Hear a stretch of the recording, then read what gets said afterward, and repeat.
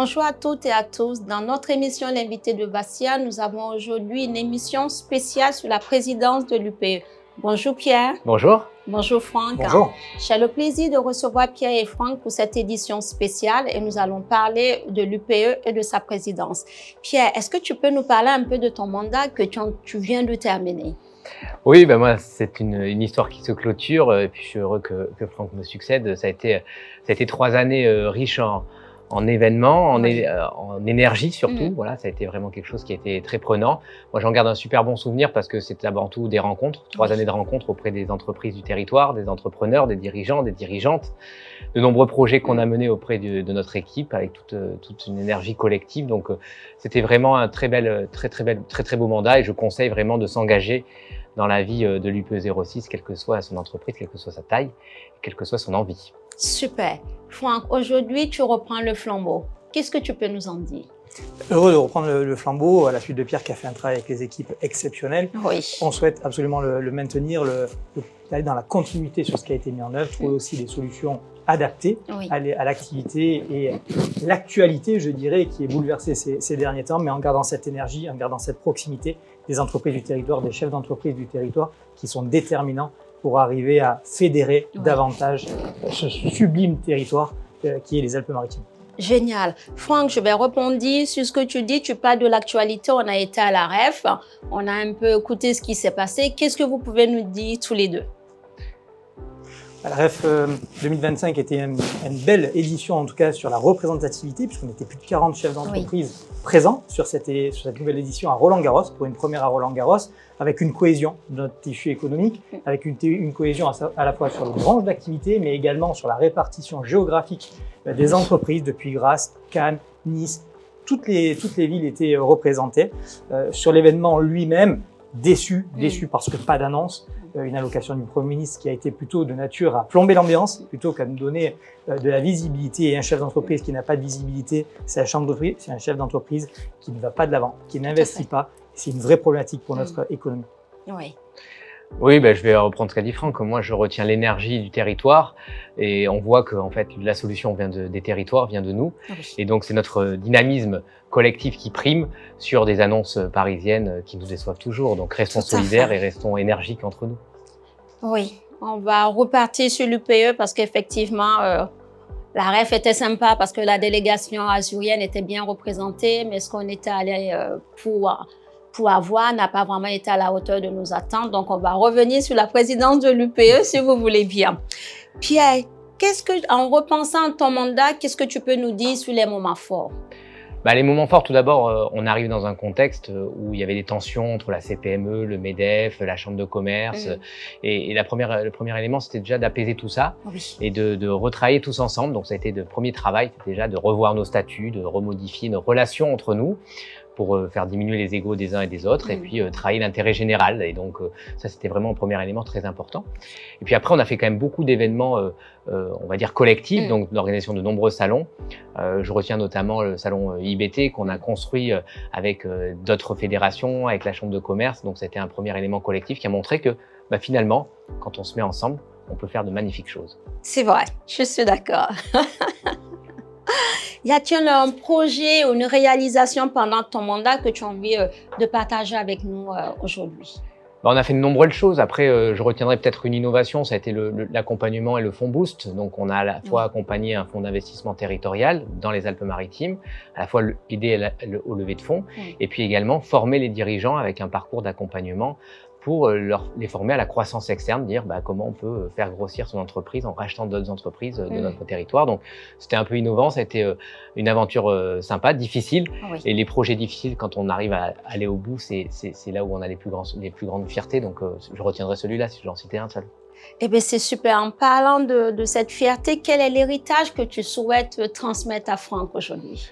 Je pense l'énergie et la volonté de travailler toujours pour le collectif. Je pense que c'est vraiment quelque chose qui est fondamental et qui doit passer de président en président ou présidente. Donc franchement, voilà, j'ai qu'un souhait, c'est que Franck puisse continuer avec cette énergie, avec cet esprit collectif. Mais j'en suis sûr, puisque on se connaît très bien, donc on sait qu'on partage ces valeurs-là, donc je suis serein. Super. Je vais donc rebondir et te poser la question, Franck. Quel est le regard que tu portes sur le mandat que Pierre a mené pendant ces 3 dernières années? Il a su fédérer, il a su innover, il a su être proche du tissu économique, il a su aussi bousculer un petit peu les habitudes, notamment dans le volet politique. Il a su aussi travailler de concert avec la Chambre du commerce et de l'industrie. C'est un mandat réussi, très clairement c'est un mandat réussi sur lequel bon nombre de sujets, on vient de parler du fonds Boost notamment, sont des innovations, sont des choses nouvelles au profit du territoire, au profit des acteurs du territoire pour qu'ils puissent grandir, qu'ils puissent se développer. Et ça, c'est un point très important. Je retiens aussi l'activité forte autour de la mobilité et du logement, qui a été entrepris par l'UPE 06, sujet que l'on souhaite évidemment continuer, amplifier, même si possible avec de nouvelles règles que l'on est en train de travailler sur ce qui a été lancé et que l'on est en train de continuer, car la problématique du logement et de la mobilité est de nature à rendre de moins en moins attractif notre territoire. Poser des problématiques majeures pour les actifs, principalement pour les actifs qui se logent de plus en plus loin dans des conditions pas toujours adaptées, et avec des problématiques de mobilité fortes, ce qui en plus a un rôle sur l'éco-responsabilité des entreprises, et c'est un point sur lequel on doit mettre beaucoup d'énergie pour arriver à trouver des solutions adaptées à notre territoire et à ces contraintes que l'on connaît tous, et notamment la topographie, et qui est évidemment une particularité des Alpes-Maritimes. Super, donc c'est un sujet que Pierre a mis en place. Aujourd'hui, tu souhaites continuer de le développer pour permettre aux actifs de pouvoir se loger mieux dans notre territoire, puisque c'est une vraie problématique. Absolument, c'est partie des sujets sur lesquels on tient à continuer ce qui a été mis en œuvre sur la mandature précédente. C'est vraiment un impératif pour notre territoire, effectivement. Et quelles sont les actions qui sont mises en place dans ce cadre-là alors, pour faire cette continuité que Pierre a mis en place? Il faut savoir échanger avec les acteurs de la mobilité. On ne peut pas faire de différence entre les territoires. Que ce soit un département qui soit réfléchi, organisé pour faciliter, pour fluidifier, pour trouver les bonnes solutions aux problématiques, aux contraintes de nos actifs, aux contraintes des entreprises également, qui n'ont pas toutes des horaires traditionnels. Il y en a qui ont des horaires décalés, qui travaillent le week-end. Donc les mobilités pour les actifs doivent être repensées en collaboration évidemment avec la mobilité pour les personnes retraitées, pour les étudiants bien entendu, mais également en prenant vraiment en compte les actifs qui sont bien souvent oubliés, tout comme dans le logement d'ailleurs, parce que bien souvent ils ne sont pas éligibles aux logements sociaux et pour autant n'ont pas la capacité à se loger dignement sans faire appel à des aides. Il faut aujourd'hui arriver à trouver la solution pour loger nos actifs de façon adaptée, pour redonner vraiment de l'intérêt à ce territoire et surtout attirer de nouveaux collaborateurs, mais faire en sorte que ceux qui sont sur le territoire ne partent pas considérant que le logement est devenu trop important dans le poids économique de leur foyer. Ça, c'est vrai. Pierre, qu'est-ce que tu peux souligner là-dessus, puisque c'est toi qui as mis ça en place? On s'est rendu compte qu'en fait, c'était une vraie problématique pour nos entreprises à l'époque. Ça l'est toujours d'ailleurs, comme le souligne Franck. Et ce qu'on a fait, c'est qu'on s'est réunis avec cet esprit collectif, avec la Fédération du bâtiment, avec la Fédération des architectes, la Fédération des promoteurs notamment, avec qui du coup on a essayé de réfléchir à des solutions collectives pour essayer de trouver des solutions. Donc il y a peu, Franck a signé également, a participé à la signature d'une convention avec un des promoteurs pour faire du logement pour les actifs à Cannes-sur-Mer. Donc il y a quand même des initiatives maintenant concrètes qui sont en train d'en découler. Donc le chemin est long, la pente est très abrupte, mais on va y arriver. Oui, mais ça c'est beau déjà de savoir qu'il y a déjà un promoteur qui est en train de sortir de terre un logement pour les actifs. Oui, il faut le souligner, c'est vraiment important. Absolument, c'est important et il faut que ça serve d'exemple pour arriver à les dupliquer, pour arriver à adapter chacun des programmes autour d'un bassin économique pour que le logement et le lieu de travail soient proches pour répondre aux attentes de ces actifs qui ont cette difficulté au quotidien. Super. Pierre, aujourd'hui, quel est le conseil ou l'enseignement que tu souhaites transmettre à Franck? J'ai pas de conseil à donner à Franck. Je dirais qu'il reste qui il est et qu'il soit le président qu'il a envie d'être. Et je pense que ça, c'est important. On a tous des caractères différents, des visions, des moyens d'expression différents, des sensibilités différentes. C'était le cas de mon prédécesseur, Philippe Renaudy. Donc, il a été un président comme il était. J'ai été un président comme je suis. Et il faut que Franck soit un président comme il est. Et je pense qu'on a chacun amené notre pierre à l'édifice avec notre propre caractère, notre propre vision. Oui, avant de continuer, on va saluer Renaudy qui est également passé dans l'émission et qui a pu donner sa vision sur sa présidence de l'UPE. C'était intéressant. Quelles sont les priorités de ton nouveau mandat? Pour moi. Franck, oui. Les priorités, donc je le disais, c'est vraiment de continuer sur les points majeurs, mais élargir également à d'autres sujets, notamment l'aménagement du territoire, la gestion de la ressource en eau Oui. ou les énergies renouvelables, le photovoltaïque ou les déchets industriels sur lesquels on a du travail à faire pour arriver à traiter ces déchets sur notre territoire et les valoriser sur notre territoire plutôt que des transports parfois extrêmement lointains soient réalisés faute d'exutoire, faute de solutions sur notre territoire. Sur le volet photovoltaïque, on a 300 jours d'ensoleillement par an. Je pense qu'on est la ville, le territoire le plus ensoleillé de France et pour autant, on est loin d'être les leaders sur le photovoltaïque.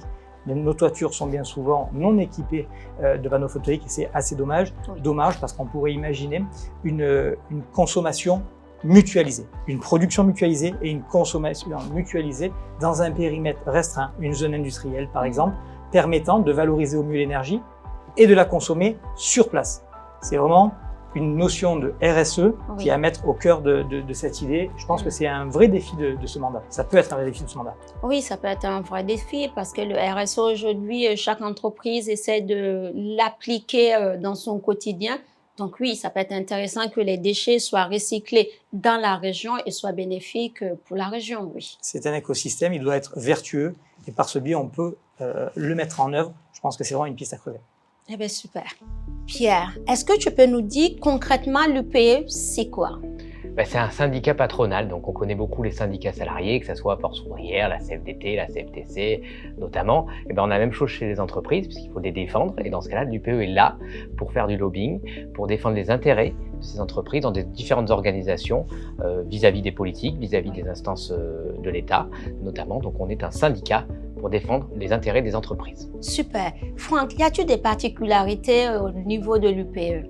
Oui, absolument. On regroupe le MEDEF et la CPME dans cette UPE 06. Oui. C'est une particularité, c'est pas partout en France le cas. Ça permet de mieux fédérer, ça permet de mieux se comprendre, de mieux échanger. C'est une vraie particularité. On regroupe à peu près 1000 entreprises en adhérents directs et environ 9000 entreprises si on considère les branches, ce qui représente au total 10 000 entreprises regroupées au sein de l'UPE 06, ce qui est un chiffre relativement significatif. Ah oui, en parlant de branches, Pierre, quelles sont les branches qui composent alors l'UPE? On en a plus de 35, donc il y a vraiment tous les types de branches. Donc on va bien sûr parler du bâtiment, du tourisme, de l'industrie notamment, qui sont les branches les plus significatives. Mais après on a également là, par exemple la Fédération des taxis, des pharmaciens. Donc on couvre vraiment tous les pans de l'économie maralpine. Et c'est ça qui est aussi intéressant, c'est qu'on couvre toutes les entreprises et tous les styles et tous les secteurs. Ah ben ça c'est génial. En parlant de ça, comment est-ce qu'on peut aborder le domaine du mandataire alors au niveau de l'UPE? D'ailleurs, j'en profite pour lancer un appel. On cherche en permanence des mandataires et si parmi les gens qui écoutent cette émission, certains se sentent investis pour le bien commun, qui ont du temps à consacrer à cet écosystème, je les engage à nous rejoindre, je les engage à postuler, c'est très intéressant et c'est vraiment quelque chose qui permettra de continuer à être parfaitement représenté sur les Alpes-Maritimes.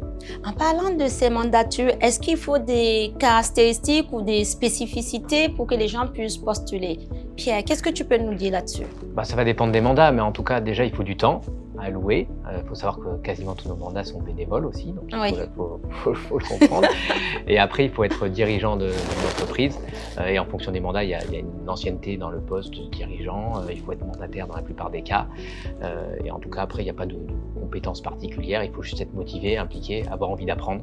Parce que c'est nouveau pour beaucoup de personnes et on est là pour les accompagner, les former. Donc, tant qu'il y a l'envie, tant qu'il y a l'implication, il n'y aura pas de souci pour trouver une place à un mandat. Eh bien, super. Là, on a parlé de mandature. Franck, on va revenir sur le recrutement. Là, tu as dit que nous sommes 10 000 si on prend en compte les adhérents directs et les branches. Qu'est-ce que, aujourd'hui, en tant que nouveau président, tu attends pour le recrutement? Il faut absolument que les entreprises s'engagent davantage pour le bien commun. Beaucoup d'entreprises, des nouvelles et des moins nouvelles, sont souvent seules et isolées dans leur écosystème, esselées parfois. Et le fait de venir adhérer à l'UPE 06 permet d'avoir cette action pour le bien commun, cet investissement sur un territoire, cet investissement dans l'écosystème global, bien souvent parallèle à l'entreprise, ça peut être associatif, ça peut être culturel. C'est vraiment quelque chose qui fédère un territoire, qui fédère les entreprises du territoire et donc les chefs d'entreprise. Donc j'engage toutes les entreprises qui nous écoutent à venir adhérer à l'UPE 06. Ils trouveront tout un intérêt, y compris au travers des salons. On l'a évoqué tout à l'heure avec IBT, mais également les entrepreneuriales qui étaient sous un nouveau format cette année au mois de juin. C'était une vraie réussite, mais également dans toutes les manifestations, dans tous les événements qui sont réalisés au quotidien au profit des entreprises de notre territoire. Donc vraiment, j'engage toutes les entreprises à nous rejoindre à l'UPE 06. Super. Pierre, est-ce que tu peux nous dire un peu le salon de l'IBT, qu'est-ce que c'est exactement? Ça regroupe déjà plusieurs fédérations. Donc, on a la fédération des arômes et parfums, on a la fédération du bâtiment et la fédération de l'industrie, du IMM. Et l'idée, c'était de faire un salon autour de toute cette industrie qu'on ne met pas forcément en avant quand on pense aux Alpes-Maritimes, puisqu'on pense souvent au tourisme, mais il y a aussi l'industrie qui est importante. L'idée, c'était que collectivement, on puisse faire découvrir des métiers à nos jeunes notamment. Donc on est en partenariat avec beaucoup de lycées et de collèges qui viendront visiter ce salon-là pour découvrir des métiers et peut-être s'engager dans des parcours professionnels. Et puis également des endroits pour que les entreprises et les fournisseurs, les clients et les fournisseurs puissent se rencontrer, découvrir de nouveaux produits, découvrir le savoir-faire industriel, les entreprises de bâtiment aussi qui sont très importantes sur notre territoire avec des savoir-faire exceptionnels. Et donc l'idée, c'est de pouvoir mettre une vraie vitrine en avant de notre territoire autour de l'industrie et du bâtiment.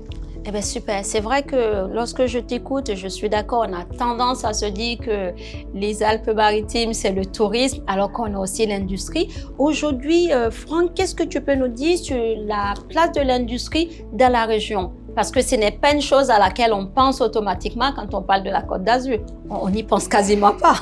Effectivement, et contrairement aux idées reçues, l'industrie est marquée sur les Alpes-Maritimes, sur plusieurs secteurs, grâce, bien entendu, avec les arômes et parfums, avec une renommée internationale autour d'un savoir-faire historique, une valeur ajoutée forte, qui d'ailleurs continue à prendre des parts de marché, qui continue à se spécifier sur des segments encore plus haut de gamme, encore plus particuliers. C'est quelque chose à retenir.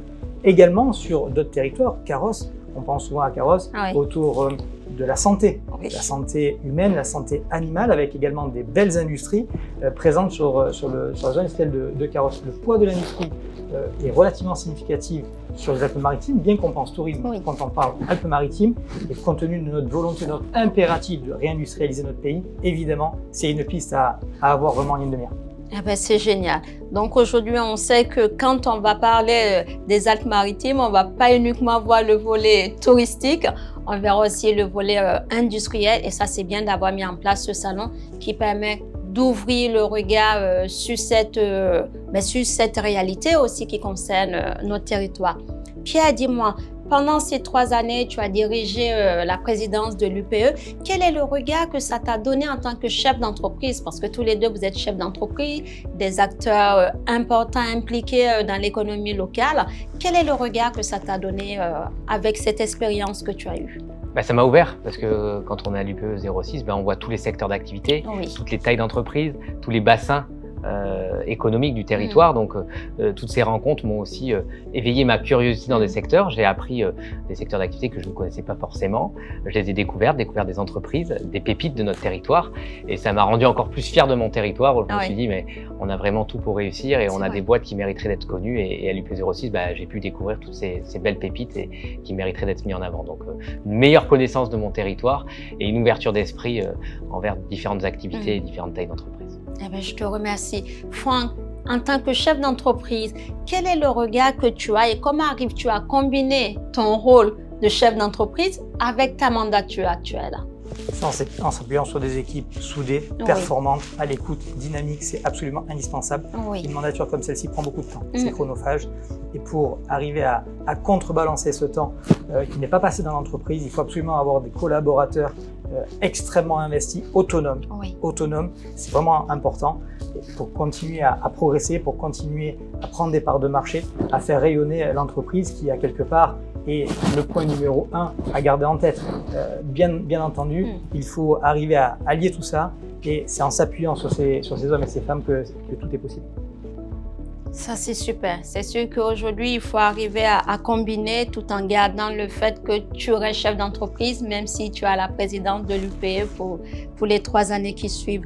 Aujourd'hui, Pierre, quel est le regard que tu portes sur l'économie de notre territoire? On a une économie qui est résiliente. C'est vrai qu'on connaît une crise politique importante en France, une crise internationale, et bien mine de rien, les Alpes-Maritimes, on s'en sort pas si mal. La saison touristique, on le voit, elle a été plutôt satisfaisante. On a des belles industries qui continuent à exporter.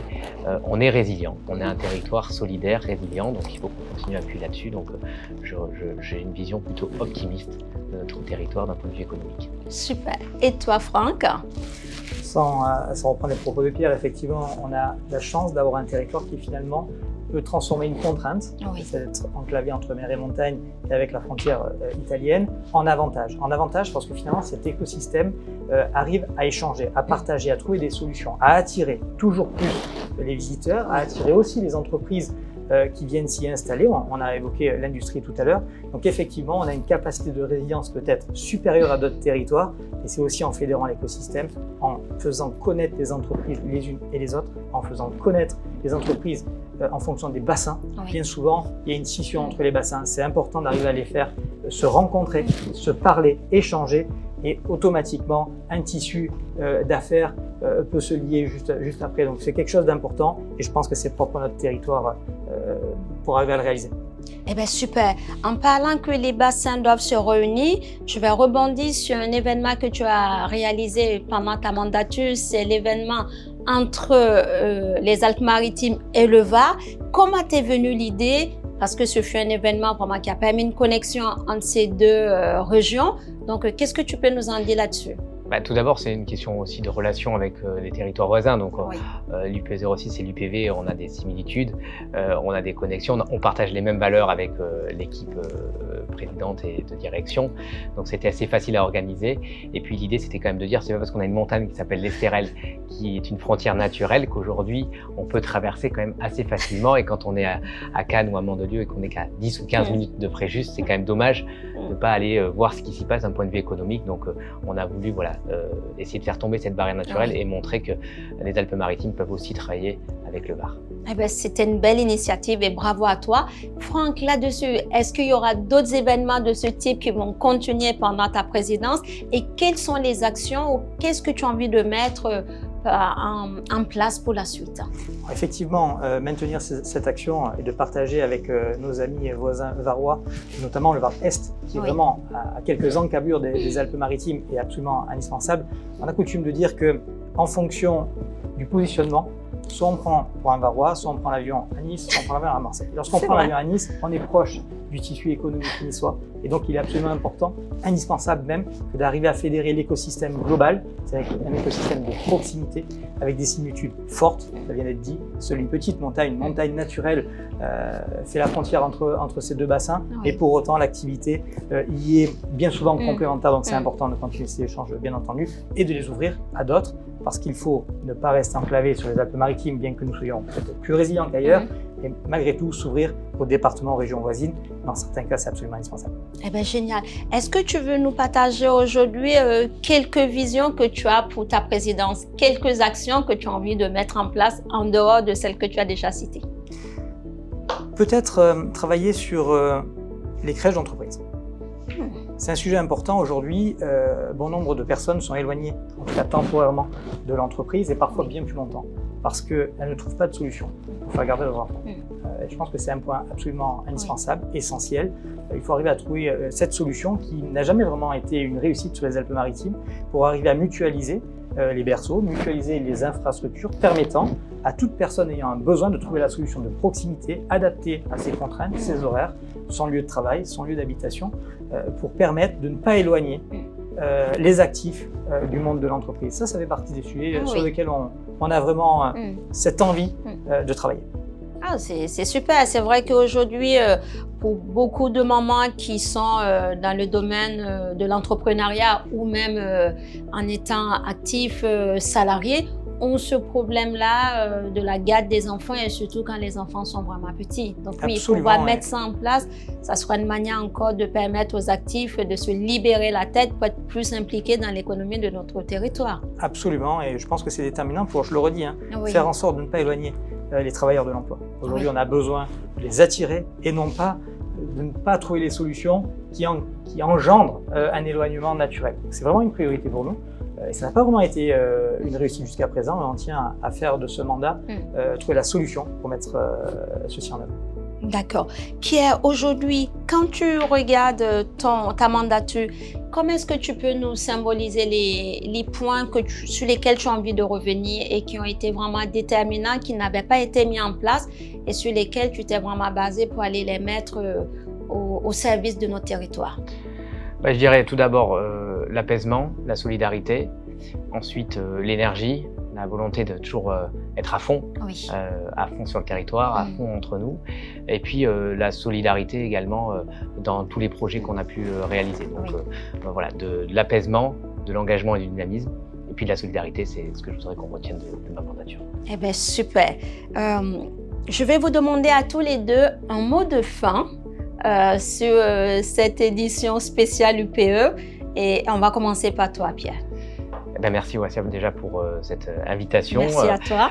C'est un moment important aussi, puis on vient un peu sur le bassin canois, c'est aussi important de montrer que l'UPE couvre toutes les Alpes-Maritimes. Tout à fait. C'est une grande fierté d'être ici aujourd'hui, et clairement je voudrais dire rejoignez l'UPE à tous nos téléspectateurs, parce que c'est une belle famille, c'est une aventure entrepreneuriale, et si on est solidaire économiquement, on grandira tous ensemble, c'est une certitude. Je te remercie. Franck? Évidemment, je partage ces propos. La solidarité, la cohésion, l'union, absolument indispensable dans un moment compliqué. Moment compliqué pour l'économie, pour les entreprises. Et effectivement, se fédérer, s'écouter, s'entendre, partager, mutualiser devient quelque chose d'absolument indispensable pour être encore plus résilient et être tourné vers l'avenir malgré les contraintes que l'on connaît tous, malgré les incertitudes qui évidemment ne font pas bon ménage avec le chef d'entreprise. L'entreprise a besoin d'avoir un cap, une direction, et aujourd'hui on n'est pas vraiment dans cette situation. C'est une vraie problématique et je pense que effectivement adhérer à l'UPE 06, travailler ensemble et de nature à performer, à s'ouvrir de nouveaux horizons. Et dans ce cadre-là, rejoignez-nous. Et merci pour l'invitation, c'était vraiment un super moment. Merci à toi, Franck. Merci à toi, Pierre. Je vous remercie de nous avoir écoutés. Ce fut un plaisir pour moi de recevoir Pierre et Franck par rapport à l'édition spéciale de l'UPE. Je vous souhaite une excellente journée. Prenez bien soin de vous et à une prochaine fois sur Cannes Les Reims TV dans l'invité de Vassia. Merci.